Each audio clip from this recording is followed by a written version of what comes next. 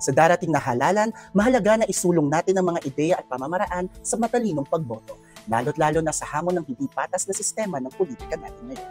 Allow us to brew you a cup of reality.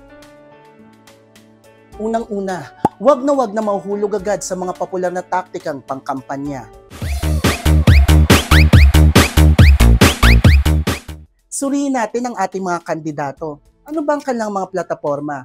Meron ba silang mga konkretong plano? At kung tunay na para ito sa nakararami, included ba ang interes ng mga underrepresented sectors?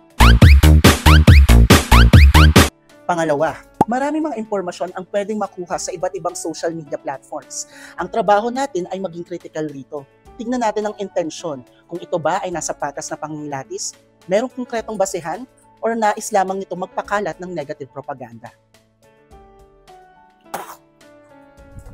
Pangatlo, upang makilala natin ang ating mga tumatakbong kandidato, bukod sa mabusising pagsusuri ng kanilang mga track records, ugaliin na sumabaybay sa kanilang mga debate at pati na rin sa kanilang mga interviews patungkol sa kanilang kampanya.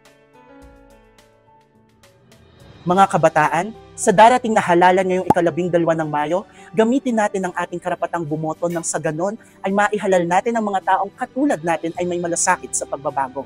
Naway iwasan natin gamitin ang ating kaalaman laban sa iba at bagkus gamitin natin ito upang paigtingin ang kolektibong kapangyarihan ng mamamayan.